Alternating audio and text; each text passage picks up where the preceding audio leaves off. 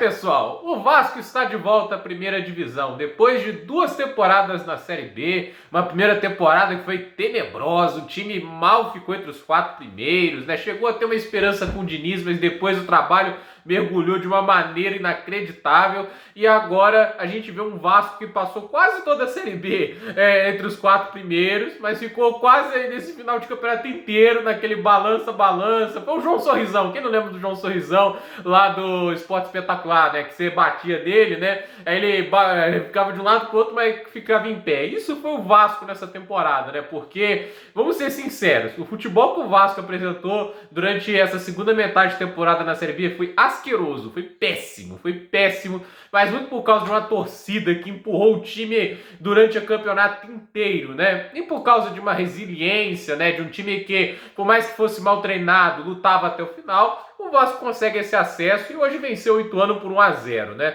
E assim, o jogo começa da melhor maneira possível pro Vasco, né? O time começa no ataque, surpreende o Ituano, aí tem aquele lance que há uma dividida do goleiro com o jogador, até aceita o argumento de ter ali uma falta do jogador do Vasco em cima do goleiro do Ituano, muita gente achou que o lance devia ter sido revisado, mas assim, lance seguindo, eu acredito que como o jogador toca antes na bola, também pode deixar aberto interpretações. A bola sobra, Gabriel Peck chuta e o cara vai bancar uma de Luiz Soares, né? A diferença é que o Luiz Soares fez isso na prorrogação de um mata-mata, no último lance do jogo, né?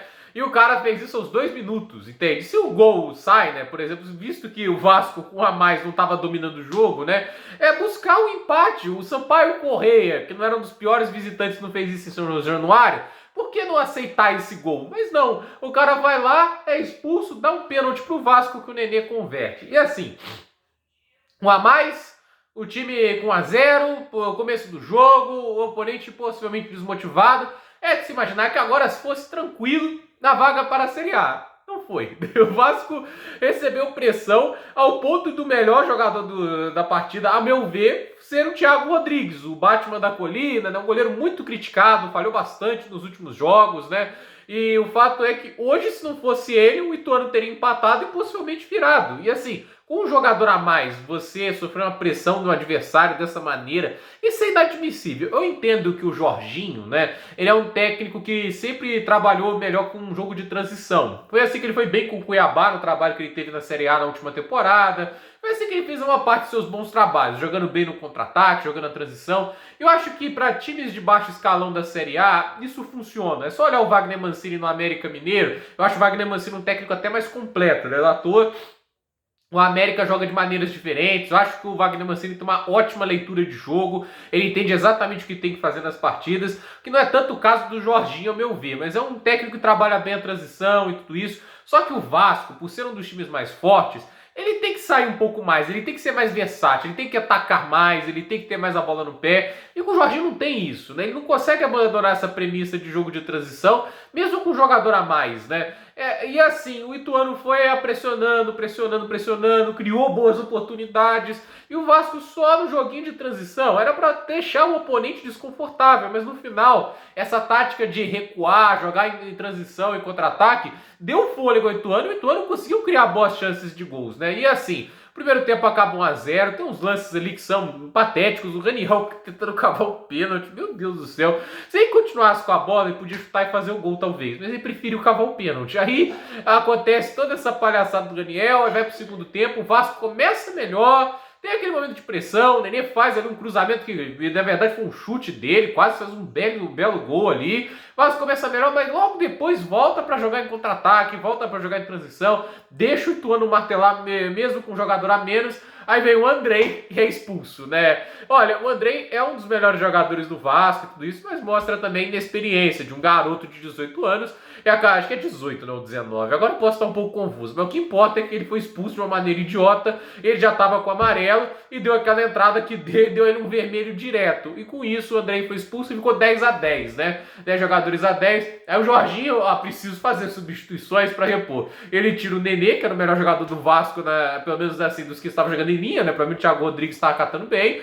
Aí coloca o Fábio Gomes, coloca o pessoal. Mas surpreendentemente o Vasco até parece ficar mais sólido. Porém, O Ituano continua, tenta atacar, porém o Vasco ali consegue segurar o resultado de 1-0 até o final do jogo. Foi um resultado que o Vasco, assim, foi muito nisso a campanha do Vasco.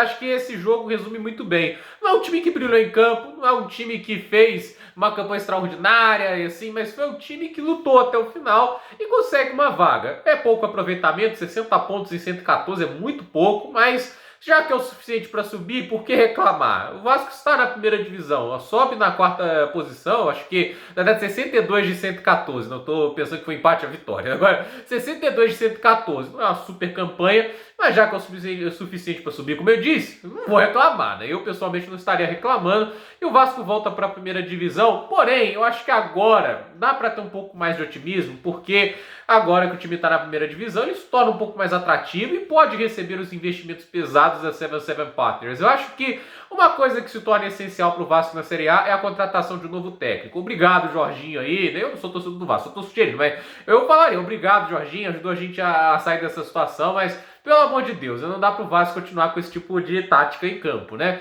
E eu acredito que tem que começar uma reformulação do elenco, boas contratações, fazer investimentos pesados, observar bem o mercado sul-americano, aproveitar que os times aqui ao redor da América do Sul não estão lá nas melhores condições financeiras e estariam dispostos a vender seus melhores jogadores e boas promessas por um preço que ajude a manter a saúde financeira deles. Então, assim, é uma oportunidade. O Vasco na Série A tem condições aí de montar um elenco mais competitivo e, quem sabe, fazer uma temporada mais sólida, porque o grande objetivo do Vasco agora é permanecer na primeira divisão. Com esse futebolzinho mequetrefe não fica, essa é a verdade. Eu não diria que o Vasco, com esse futebol, estaria fora dos 4 piores times da Série A. Eu acho que não. O Vasco precisa melhorar e isso passa tanto pela contratação de novos jogadores, como também pela contratação de um bom técnico. Acho que o Vasco, na questão técnica, foi onde ele pecou muito essa temporada, né? Porque a gente viu, tudo bem, o Bahia nem o Grêmio, nenhum dos dois arriscaram, mas pelo menos assim conseguiram manter uma regularidade maior, mas também passaram quase tanto sufoco e drama contra o Vasco. Agora, o Cruzeiro foi atrás do Pesolano e se deu muito bem. Talvez o Vasco encontre o seu Pesolano aí na América do Sul, encontre um técnico mais competente.